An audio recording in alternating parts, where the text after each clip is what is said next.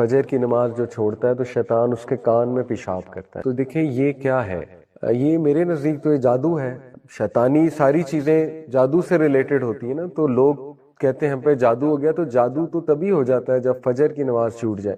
جادو اس سینس میں کہ ایک دھوکے میں انسان رہے اور ڈسیپشن میں رہے، کیونکہ شیطانی عمل شروع میں ہی ہو گیا، صبح ہی ہو گیا. پھر وہ 3 گرہ باندھتا ہے، اور پہلی گرہ کھل جاتی ہے جب انسان اٹھتا ہے، اللہ کا نام لیتا ہے، دعا پڑھتا ہے. دوسری گرہ کھل جاتی ہے جب وہ وضو کرتا ہے. تیسری گرہ کھل جاتی ہے جب وہ نماز ادا کر لیتا ہے. تو یہ گرہ کیا ہے؟ شیطان کی گرہ بھی ایک قسم کا جادو ہی ہے نا. تو بہرحال سوچنے کی بات یہ ہے کہ انسان کہتا ہے میری زندگی ٹھیک نہیں چل رہی، میری زندگی میں برکت نہیں ہے، یا ڈیفیکلٹیز ہیں لائف میں، تو اسے سوچنا چاہیے کہ فجر کی نماز ہی نہیں پڑھ رہا. تو شیطانی عمل تو ہوگا زندگی میں، ٹھیک ہے. ہمارے نبی نے تو بہت کلیئر بتا دیا. تو فجر کی نماز پروٹیکشن ہے، بہت بڑی پروٹیکشن ہے. اور تھرو آؤٹ ہسٹری آپ دیکھیں گے، تھرو آؤٹ ہسٹری جتنی بھی تہذیب آپ کو تہذیبیں ملیں گی، سویلائزیشنز ملیں گی، ان میں صبح میں اٹھنا اور صبح میں اٹھ کے کوئی اسپرچل ایکٹیویٹی کرنا، ایون یوگا کرنا، یہ تو آپ کو ہر طبقے میں ملے گا، ہر اس انسان کی روٹین میں ملے گا جو عقل مند ہے. تو یہ مسلمانوں کو بھی سوچنا چاہیے کہ ہمیں تو سب سے بیسٹ اسپرچل ایکٹیویٹی ملی ہے صبح کے ٹائم پہ، اور وہ نماز ہے، فجر کی نماز. تو اس کو چھوڑنا یہ بہت گھاٹے کا سودا ہے، بہت گھاٹے کا سودا ہے. اور بہت فیئرز ہوتے ہیں لوگوں کے، طرح طرح کے فیئرز ہوتے ہیں، ٹھیک ہے، کہ میری نیند خراب ہو جائے گی، اور اگر میں اٹھ گیا تو میرے سر میں درد ہونا شروع ہو جائے گا اگر میری نیند نہ پوری ہوئی، یا مجھے فلو ہو جائے گا وغیرہ وغیرہ. آن دا کنٹرری آپ فجر کی نماز پڑھیں گے، اللہ آپ کو صحت دے دے گا، آپ کی صحت بہتر ہو جائے گی، ٹھیک ہے، آپ کی انرجی بہتر ہو جائے گی. تو یہ تو فیئر ہے، شیطان یہ فیئرز ڈالتا ہے. بہرحال نبی صلی اللہ علیہ وسلم نے فرمایا، یہ میں آپ کو حدیث بتا چکا ہوں، کہ اگر انہیں فجر اور عشاء کی نماز کے میرٹس پتہ لگ جائیں تو وہ رینگ کر بھی آئیں گے.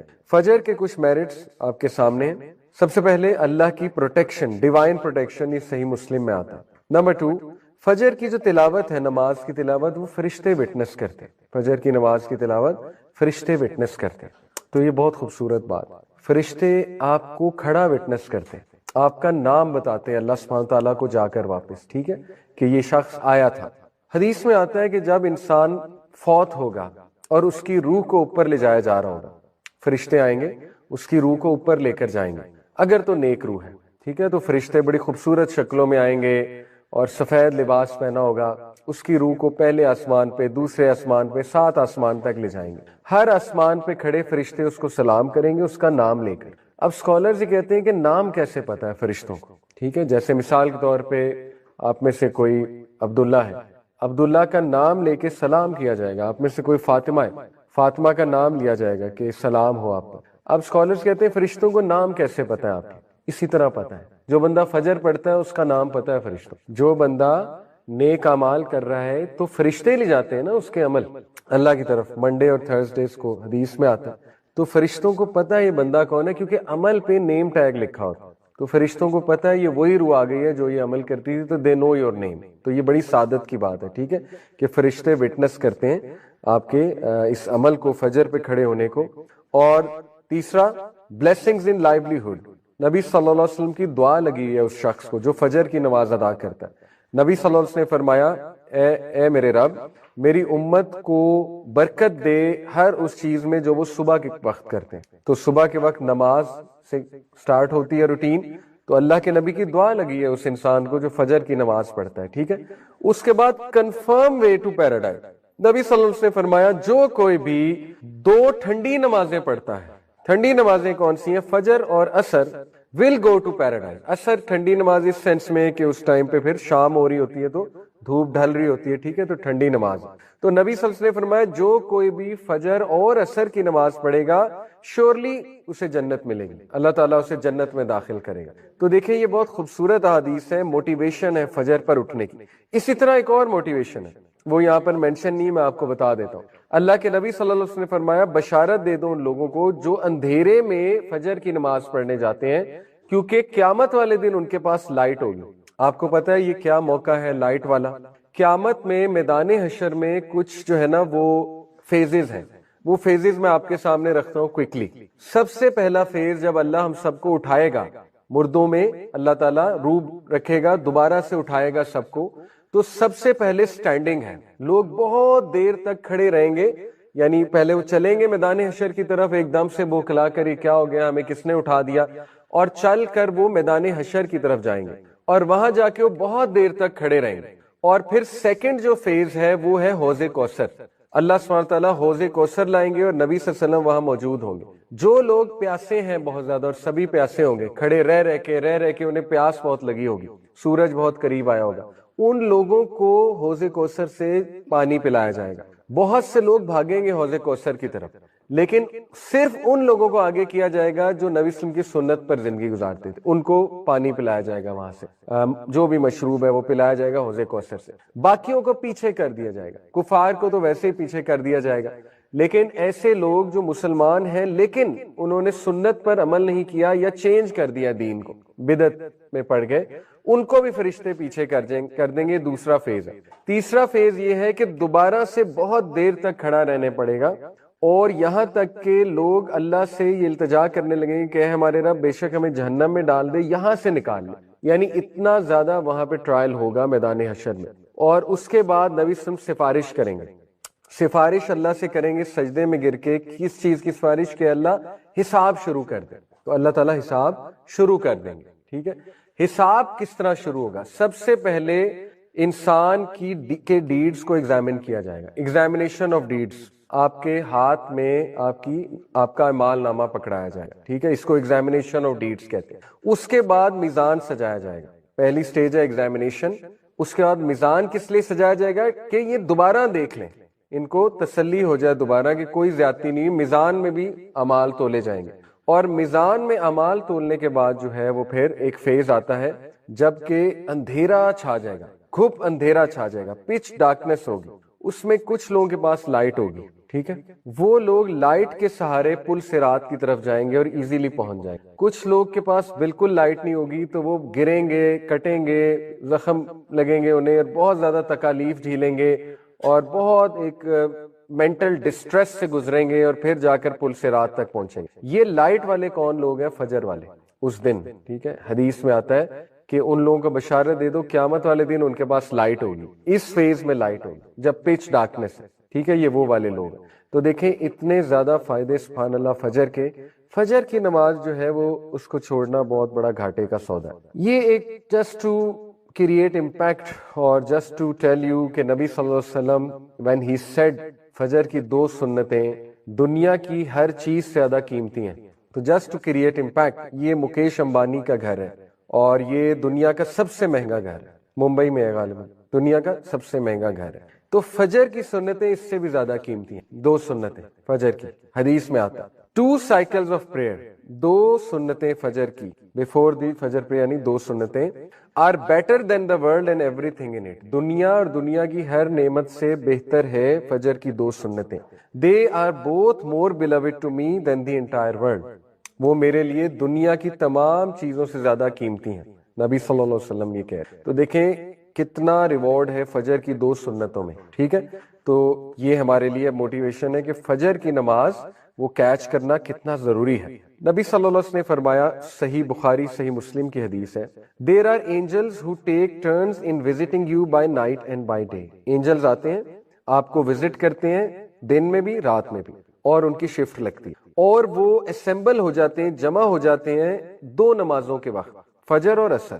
وہ لوگ وہ اینجلز جنہوں نے تمہارے ساتھ رات بتائی ہوتی ہے، رات کے وقت وہ آسمان کی طرف جاتے ہیں اپنے رب کی طرف، اور اللہ سبحانہ تعالیٰ ان سے پوچھتے ہیں کہ تم نے میرے بندوں کو کس سٹیٹ میں پایا؟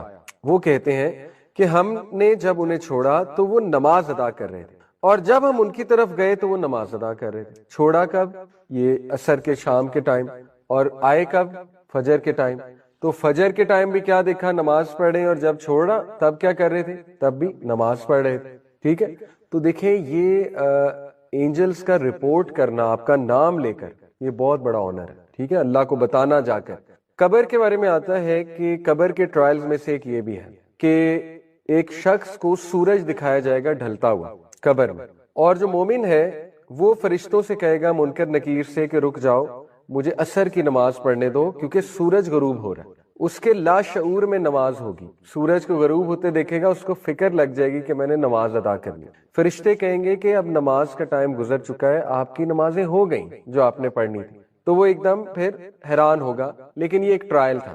جو اللہ معاف کرے پڑھتا نہیں ہے اس کو تو احساس بھی نہیں ہوگا نا یہ دیکھ کے، یہ فکر وہی کرے گا جو دنیا میں پڑھ رہا تھا، جس کو فکر ہے کہ میری نماز گزری ہے، میری نماز گزری، وہ پھر قبر میں بھی فکر کرے گا سورج کو غروب ہوتے دیکھا، ٹھیک ہے۔ اسی طرح یہ حدیث اب عصر کی نماز کتنی ضروری ہے۔ اب یہ ایسی حدیث میں آپ کو اس لیے سنا رہا ہوں تزکیے کے لیے، کچھ لوگ ڈی موٹیویٹ بھی ہو جاتے ہیں ایسی حدیث سے، کہتے ہیں کہ دیکھیں جی ہمیں تو پہلے ہی بڑی مشکل ہو رہی ہے نماز پڑھنے میں، آپ ایسی حدیث سنائیں گے تو وہ موٹیویشن رہی صحیح بھی جائے گی۔ دیکھیں ہم سچ بتا رہے ہیں، جو نبی صلی اللہ علیہ وسلم نے بتا دیا وہ ہمیں بتانا چاہیے۔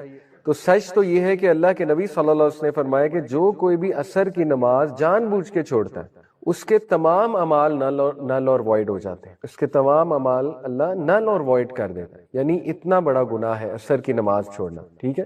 ایک اور حدیث میں آتا ہے جس نے عصر کی نماز چھوڑی وہ ایسے ہے جیسے اس کے فیملی والے اس سے لے لیے گئے، یعنی ہی اور she has lost their family members, اس کی تمام چیزیں اس سے لے لی گئی۔ اب اسلاف بہت زیادہ خیال چکے نماز کا کرتے تھے، تو ان میں سے کسی کی نماز اگر عصر کی نکل جاتی تھی فار سم ریزن اور فار ویلڈ ریزن، تو وہ ایک دوسرے سے افسوس کرنے آ جاتے تھے۔ پائس پریڈیسیسرز کی بات، افسوس کرنے والی بات ہے، ٹھیک ہے، اگر عصر نکل جائے تو یہ ہمارے لیے موٹیویشن ہے کہ عصر کی نماز کی خاص حفاظت ہے۔ اور یہ قرآن میں اللہ تعالیٰ نے کہا کہ صلاۃ الوسطیٰ کی خاص حفاظت کرو، بیچ کی، وسط بیچ کو کہتے ہیں نا، بیچ کی نماز عصر کی نماز ہے، عصر کی نماز کی خاص حفاظت کرو۔ تو عصر کی نماز کے بارے میں یہ بھی آتا ہے کہ منافقین کی جو عصر کی نماز ہے وہ ہے جب بالکل سورج غروب ہونے والا ہوتا ہے اور وہ ایک دم سے اٹھتے ہیں، اور اٹھ کر جو ہے نا وہ جیسے کرو ہوتا ہے، کرو کے ورڈ غالباً آتے ہیں یا ہین کے ورڈ آتے ہیں، مرغی جیسے وہ چونچ مارتی ہے اور بس وہ سجدے ہو جاتے ہیں اس کے۔ اللہ معاف کرے، دیکھیں یہ احادیث ضروری ہے ہمارے تزکیے کے لیے، تاکہ ہم اپنا محاسبہ کریں کہ ہم کہیں اس طرح تو نہیں پڑھ رہے عصر کی نماز کہ منافق والی نماز تو نہیں ہے کہ بالکل جب ٹائم ختم ہونے والا ہے تو ایک دم اٹھے اور وہ پڑھی بھی ایسے کہ جیسے ٹھونگے مارے جاتے ہیں۔ تو اس کو ہم نے بہتر کرنا ہے، اصل میں سنانے کا مقصد یہ ہے انشاءاللہ، تزکیہ کرنا ہے اپنا۔ اور اگر پڑھ ہی نہیں رہے اللہ معاف کرے تو پھر دیکھیں وہ حدیث ہے کہ نبی صلی اللہ علیہ وسلم کو ایک خواب دکھایا گیا، اس خواب میں دو فرشتے نبی صلی اللہ علیہ وسلم کے ساتھ تھے، ان فرشتوں نے نبی صلی اللہ علیہ وسلم کو برزخ کی پنشمنٹس کا ٹور کرایا۔ برزخ کی پنشمنٹ، جب انسان فوت ہو جاتا ہے تو برزخ میں بھی پنشمنٹ ہوتی ہے، ٹھیک ہے۔ تو نبی صلی اللہ علیہ وسلم نے کیا دیکھا کہ ایک شخص ہے، اس کا سر پتھر سے بار بار کچلا جا رہا ہے، اور اس کے بعد اس کا سر ری گرو ہوتا ہے اور وہ پھر کچلا جاتا ہے، اس کے بعد وہ پھر ری گرو ہوتا ہے، اس کا سر وہ پھر کچلا جاتا ہے۔ اللہ کے نبی صلی اللہ علیہ وسلم سے یہ حالت دیکھی نہیں گئی، نرم دل تھے بہت ہمارے نبی۔ اللہ کے نبی صلی اللہ علیہ وسلم نے پوچھا یہ کیا ہے، مطلب بہت پریشان ہو گئے۔ فرشتوں نے کہا آپ آگے چلیں آگے چلیں، بہرحال وہ پھر اور پنشمنٹس بھی دکھائی گئیں، لیکن بعد میں فرشتوں نے پھر بتایا یہ ساری چیزیں کیا تھی۔ جہاں تک اس کی بات ہے سر کچلا جا رہا ہے، فرشتوں نے کہا یہ وہ شخص ہے جو نماز کے وقت سو رہا ہوتا ہے، یہ وہ شخص ہے جو نماز کے وقت سو رہا ہوتا ہے، نماز نہیں ادا کر۔ دیکھیں اللہ تعالیٰ بہت رحمان اور رحیم، بے شک اللہ چاہے سارے گناہ معاف کر دے، لیکن آن دی ادر ہینڈ یہ احادیث اس لیے ضروری ہیں کہ ہم اللہ کو مذاق نہ بنا لیں، اللہ کو مذاق میں نہ لے لیں، ٹھیک ہے۔ یعنی اللہ بادشاہ ہے، آپ خود سوچیں کہ آپ ایک سی او سے مذاق تو نہیں کر سکتے نا، آپ ایک بادشاہ سے کو مذاق تو نہیں لے سکتے، اس کی باتوں کو، اس کی وارننگز کو یہ کہہ کے کہ نہیں وہ تو بہت رحم دل ہے، بہت رحم دل ہے، وہ تو معاف کر دے گا۔ معاف کر دے ایک الگ بات ہے، لیکن آن دی ادر ہینڈ انجام بھی بتا دیا گیا، تو اس انجام سے پناہ مانگنی چاہیے اور اپنا تزکیہ کرنا چاہیے اور موٹیویشن لینی چاہیے کہ اگر ہم نمازوں کے ٹائم پہ سو رہے ہیں تو ہمیں اس حدیث سے اپنا تزکیہ کرنا ہے۔ یہ ہے مقصد ایسی حدیث کا۔ یہ حدیث نبی صلی اللہ علیہ وسلم نے فرمایا جو کوئی بھی اپنے آپ کو پیوریفائی کرتا ہے وضو کر کے گھر میں، اور پھر اللہ کے گھر کی طرف جاتا ہے، مسجد کی طرف جاتا ہے ایک فرض نماز ادا کرنے، تو ہر ایک قدم پہ اس کا ایک گناہ معاف ہوتا ہے اور دوسرے قدم پہ اس کا درجہ بلند ہوتا ہے۔ درجہ کہاں بلند ہوتا ہے؟ جنت میں۔ دیکھیں اللہ نے فیکٹری لگائی ہے گناہ معاف کرنے کی، وضو کیے گناہ معاف، مسجد کی طرف جا رہے ہیں گناہ معاف ہو رہے ہیں، نماز پڑھ رہے ہیں گناہ معاف ہو رہے ہیں، نماز کے بعد بیٹھ کے ذکر کر رہے ہیں گناہ معاف ہو رہے ہیں، اور کیا چاہیے؟ اللہ کتنا رحمان و رحیم ہے، مطلب ہر چیز پر گناہ معاف ہو رہے ہیں، ٹھیک ہے۔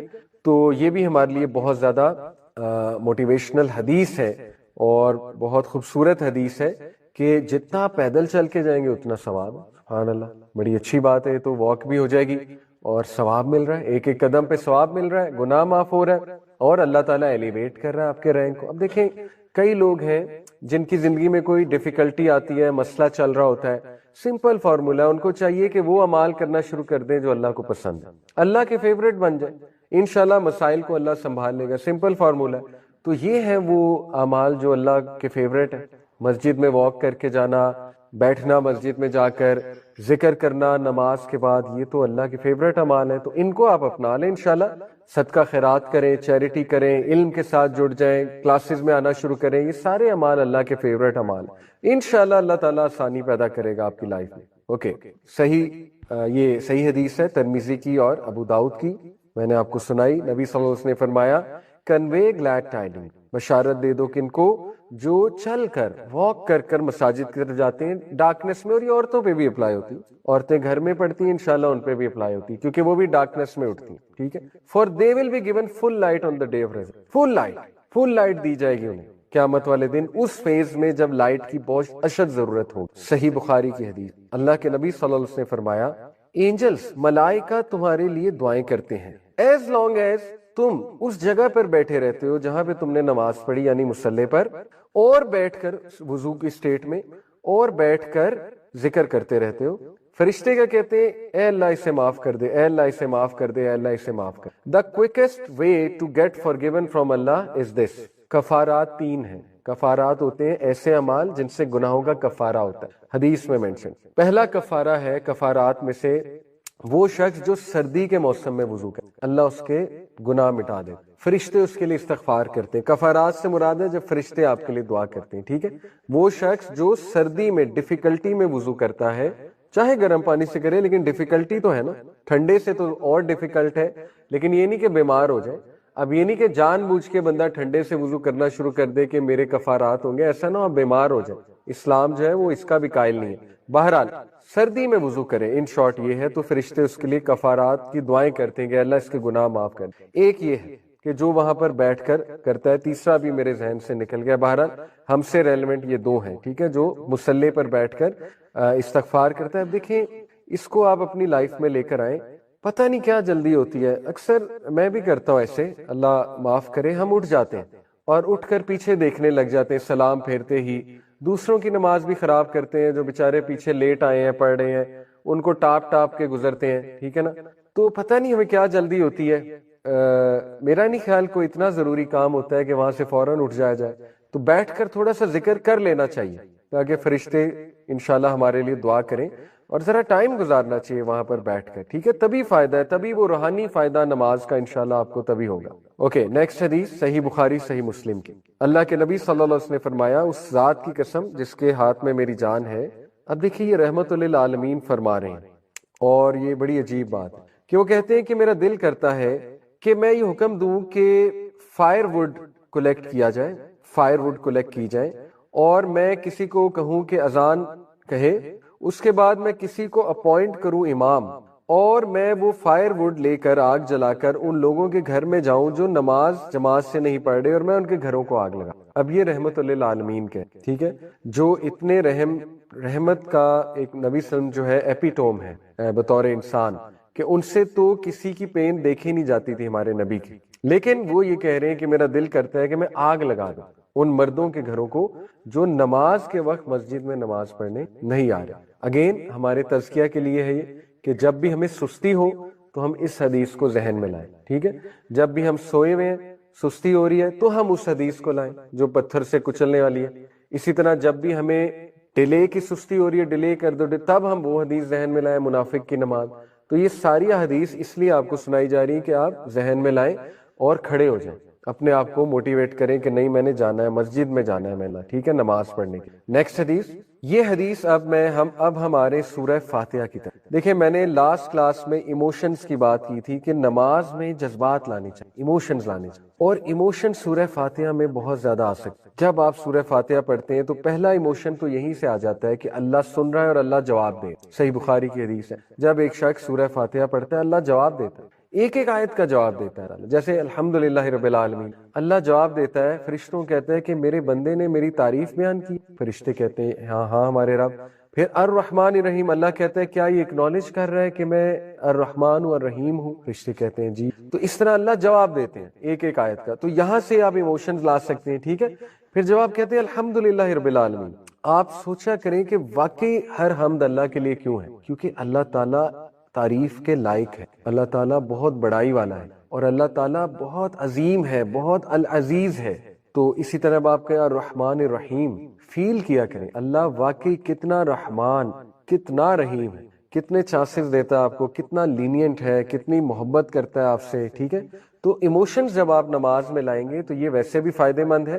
اور مزید سورہ فاتحہ پہ میں آپ کو کچھ حدیث سنا دیتا ہوں کہ کتنی خوبصورت سورہ ہے. نبی صلی اللہ علیہ وسلم نے فرمایا، ابن عباس فرماتے ہیں کہ اینجل جبرائیل نبی صلی اللہ علیہ وسلم کے ساتھ بیٹھے ہوئے تھے انسانی شکل میں، اور انہوں نے سنا کریکنگ ساؤنڈ، جیسے دروازے کھلنے کا ایک کریکنگ ساؤنڈ ہوتا ہے نا. تو جبرائیل السلام نے اپنے سر کو بلند کیا اور اوپر دیکھا، اور پھر انہوں نے کہا کہ this is a door of heaven that has been open today and it has never been open before today, کہ آج یہ آسمان کا ایک دروازہ کھلا ہے جو آج سے پہلے کبھی نہیں کھلا. اور پھر ایک فرشتہ وہاں سے جو ہے ڈسینڈ کیا، اس کا نزول ہوا اس فرشتے کا وہاں سے. تو جبرائیل السلام نے کہا یہ اینجل آج دنیا میں آیا ہے اور اس سے پہلے کبھی نہیں آیا، یہ والا اینجل جو آج آیا ہے. پھر جبرائیل علیہ السلام کو اس اینجل نے سلام کیا اور فرمایا rejoice in the two lights you have been given which were not given to any prophet before you. نبی صلی اللہ علیہ وسلم کو مخاطب کر کے کہ آپ کو بشارت ہے اور آپ جشن منائیں ان دو صورتوں پہ جو آپ سے پہلے کسی نبی کو نہیں دی گئیں. وہ کیا ہے؟ سورہ فاتحہ اور لاسٹ ٹو ورسز آف سورہ البقرہ، آمن الرسول بما انزل الیہ من ربہ والمؤمنون. You will never recite a letter from them but you will be given whatever you want. اس فرشتے نے بشارت دی اوپر سے آ کے کہ تم نہیں پڑھو گے یہ دو آیات اور یہ دو سورج جو ہے سورہ فاتحہ اور سورہ البقرہ کی آخری دعا ہے، لیکن تمہیں دیا جائے گا جو تم چاہتے ہو. ایسا ہی ہے. اب آپ دیکھیں سورہ فاتحہ کا ترجمہ مائنڈ میں. سورہ فاتحہ قرآن کا خلاصہ ہے. سورہ فاتحہ دعاؤں کی ماں ہے، کتاب ام الکتاب بھی کہتے ہیں اسے، لیکن Surah Fatiha is the mother of all duas if you think about it. کیسے؟ سب سے پہلے آپ اللہ کی حمد بیان کر رہے ہیں الحمدللہ رب العالمین، پھر آپ اللہ کو واسطہ دے رہے ہیں اس کے نام کا. یہ بیسٹ دعا ہوتی ہے، پہلے حمد بیان کی جائے پھر واسطہ دیا جائے اللہ کو. کس چیز کا واسطہ ہے؟ الرحمن الرحیم. پھر ایک اور واسطہ ہے مالک یوم الدین، ایکنالجمنٹ ہے کہ اللہ آپ ہی ہیں مالک یوم الدین. پھر کیا ہے؟ ایاک نعبد و ایاک نستعین، عاجزی کہ اللہ ہم آپ ہی کی عبادت کرتے ہیں، آپ ہی سے مدد مانگتے ہیں اور کہاں جائیں، مطلب آپ ہی کا سہارا ہے ہمیں. ٹھیک ہے، یہ ہے بیسکلی یہ انکساری اور عاجزی. پھر آپ وہ چیز مانگتے ہیں جو دنیا کی بیسٹ چیز، اہدنا الصراط المستقیم. اب سوچیں جب آپ یہ کہہ رہے ہیں نماز میں اہدنا الصراط المستقیم، تو یہ ساری باتیں لایا کریں. اے اللہ اتنی فرقہ واریت ہے، اتنے سیکٹس ہیں، اے اللہ اتنے ازمز اور سکزم ہے، اتنی کنفیوژنز ہیں، اے اللہ اتنی ڈسٹریکشنز ہیں، میں بھٹک نہ جاؤں، میں ڈسٹریکٹ نہ ہو جاؤں، ٹھیک ہے، میں نمازیں نہ چھوڑ دوں، میں دنیا کے پیچھے نہ لگ جاؤں. کتنا کچھ سوچا جا سکتا ہے. سب سوچے لا کر آپ کہیں اہدنا الصراط المستقیم. ایک جملہ، اے اللہ سیدھی رستے، اسٹریٹ رستے پر مجھے چلانا. صراط الذین، یہ اس سے بھی اگلی آیا اس سے بھی خوبصورت ہے. صراط الذین انعمت علیہم، ان لوگوں کے رستے جن پر آپ نے اپنا انعام کیا. آپ نے بتا بھی دیا اللہ کو کہ کس رستے پہ انعام کن لوگوں پہ، ابراہیم السلام، اسماعیل السلام، نوح علیہ السلام، عیسیٰ السلام، موسیٰ علیہ السلام، یعقوب علیہ السلام، یوسف علیہ السلام، رسول اللہ صلی اللہ علیہ وسلم، صحابہ. یعنی اتنی جامع دعا آپ مانگ رہے ہیں. آپ سوچیں آپ مانگ کیا رہے اللہ سے کہ اللہ جو انعامات ان لوگوں پہ کیے تھے مجھ پر بھی فرما دے. ان لوگوں پہ کیا کیا انعامات تھے؟ وہ ہدایت یافتہ، ان کی اولاد ہدایت یافتہ تھی، ان کی زندگیوں میں سکون تھا، ان کی زندگیوں میں ہدایت تھی، ان کی زندگیوں میں صراط مستقیم تھا، کلیرٹی تھی. ٹھیک ہے، یہ سب آپ اللہ سے مانگ رہے ہیں. تو عورتیں سوچا کریں اللہ سے کیا مانگ رہی ہیں. صراط الذین انعمت علیہم، حضرت مریم کا راستہ، حضرت آسیہ کا راستہ، حضرت خدیجہ کا راستہ. چھوٹی چیز نہیں مانگ رہے آپ اللہ سے، بہت بڑی چیز مانگ رہے ہیں آپ اللہ سبحانہ تعالیٰ سے. تو ریلیکس ہو جائیں، سورہ فاتحہ پڑھ کے ریلیکس ہو جائیں کہ آپ نے اللہ سے انعامات مانگ لیے اور ان لوگوں کا راستہ مانگ لیا جن پر اللہ کے انعامات تھے. اور پھر آپ کہتے ہیں غیر المغضوب علیہم ولا الضالین، اے اللہ ان لوگوں کے راستے نہیں جو گمراہ ہوئے یا جن پر آپ کا غضب نازل ہوا. اب غضب والے آپ کو پتہ ہے کہ یہود پہ غضب نازل ہوا، بنی اسرائیل، اور گمراہ جو ہے وہ کرسچنز ہیں. تو اس میں ایک نقطہ ہے، کرسچنز کی گمراہی کی وجہ اگنورنس تھی اور جوز کی گمراہی کی وجہ ایروگینس تھی، تو آپ اللہ سے ایروگینس اور اگنورنس دونوں کی پناہ مانگ رہے ہیں، ٹھیک ہے، بہت جامع بات، ایروگینس سے بھی پناہ مانگ رہے ہیں اللہ، اور اگنورنس سے بھی ہم آپ کی پناہ چاہ رہے ہیں۔ تو یہ اتنی جامع دعا ہے سورہ فاتحہ، اس میں سب کچھ آ جاتا ہے، سب کچھ آ جاتا ہے اس میں، ٹھیک ہے۔ اسی لیے اسلاف جب دعا شروع کرتے تھے، کئی اسلاف ہیں جو سورہ فاتحہ سے آگے نہیں جاتے دعا میں، 2 گھنٹے سورہ فاتحہ مانگتے رہتے تھے، 2 گھنٹے سورہ فاتحہ پڑھتے رہتے، ایسی مثالیں ملتی ہیں، سورہ فاتحہ پڑھ کے ساری دعائیں ان کی قبول ہو جاتی، ٹھیک ہے، اتنی جامع ہے سورہ فاتحہ۔ اسی طرح کئی اسلاف درود ابراہیمی سے آگے نہیں جاتے۔ ایک صحابی نبی صلی اللہ علیہ وسلم کے پاس آئے، کہا یا رسول اللہ دعا میں کتنا درود پڑھوں؟ ابھی میری دعا میں 1/4 پورشن درود ہوتا ہے، یعنی اگر میری دعا لیٹ سے 5 منٹ کی تو 5 منٹ کا 1/4 کیا ہوا؟ 1.25 منٹ یا 1 منٹ، تقریباً 1 منٹ درود پڑھتا ہوں۔ 1 منٹ میں بندہ کتنے درود پڑھ لیتا ہے؟ 7-8 بار، ٹھیک ہے۔ نبی صلی اللہ علیہ وسلم نے کہا بڑھا دو۔ نیکسٹ ٹائم آیا، کہا یا رسول اللہ اب میری دعا میں ہاف ٹائم درود ہوتا ہے۔ نبی صلی اللہ علیہ وسلم نے کہا بڑھا دو۔ پھر کہا یا رسول اللہ اب 75% درود ہوتا ہے۔ نبی صلی اللہ علیہ وسلم نے کہا بڑھا دو۔ پھر آیا تو کہا یا رسول اللہ میں تو پڑھتا ہی درود ہوں دعا میں۔ اللہ کے نبی نے کہا اگر یہ صحیح ہے تو اللہ تیری تمام دعائیں ویسے ہی قبول کر دے گا، کانٹیکس یہ حدیث، تیری مشکلیں دور کر دے گا، تجھے ریلیف دے دے گا ہر مسئلے سے۔ درود ابراہیمی اور سورہ فاتحہ یہ سیکرٹ کوڈ ہے دعا کا، ٹھیک ہے۔ اسی لیے میں آپ کو بتا رہا ہوں، جن کو پتہ ہے دعا کا صحیح فلسفہ، وہ تو سورہ فاتحہ اور درود ابراہیمی سے آگے نہیں جاتے تھے، ہمارے اسلاف کی بات کر، کیونکہ دے نیو کہ یہ پڑھ کے سارے کام ویسے ہی ہو جانے، ٹھیک ہے۔ بہرحال باقی دعائیں کر سکتے ہیں، کوئی حرج نہیں ہے، لیکن سورہ فاتحہ از امیزنگ۔ سورہ فاتحہ جو ہے یہ شفا بھی ہے سورہ فاتحہ میں، اپنے بیماروں پہ، مریضوں پہ سورہ فاتحہ پڑھو، حدیث ہے نبی صلی اللہ علیہ وسلم کی، تو اٹ از امیزنگ سورہ فاتحہ جو ہے۔ اس کے بعد یہ حدیث بھی بہت خوبصورت ہے، نبی صلی اللہ علیہ وسلم جو ہے، انس بن مالک کہتے ہیں کہ اللہ کے نبی صلی اللہ علیہ وسلم کے ساتھ میں ایک جرنی پر تھا، اور and he descended from his riding animal as a man among his companions are walking by his side. Prophet صلی اللہ علیہ وسلم اس کی طرف مڑے اور کہا کیا نہ میں تمہیں بتاؤں گریٹسٹ آف دا قرآن، سب سے عظیم چیز قرآن کی؟ فرمایا الحمدللہ رب العالمین، یہ قرآن کی سب سے گریٹسٹ ورس، گریٹسٹ۔ تو سورہ فاتحہ وی آر گفٹڈ، کسی نبی کو نہیں ملی سورہ فاتحہ، یہ آ رہا ہے حدیث میں آیا نا، ایک اینجل نے آ کے بتایا آپ سے پہلے کسی نبی کو نہیں ملی، یہ آپ کے لیے گفٹ ہے، آپ کی امت کے لیے خاص گفٹ ہے سورہ فاتحہ۔ ایک اور حدیث اسی طرح کی ہے، اللہ کے نبی صلی اللہ علیہ وسلم نے ان کا ہاتھ پکڑا، یہ صحابی ہیں، shall I not teach you the greatest chapter in the Quran before you leave the mosque؟ نبی نے ان کا ہاتھ پکڑ لیا اور کہا did you not say that you would teach me the greatest؟ یہ صحابی نے کہا کہ یا رسول اللہ آپ نے کہا تھا بتائیں گے، تو بتائیے۔ تو نبی صلی اللہ علیہ وسلم نے کہا الحمدللہ رب العالمین which are the 7 oft repeated verses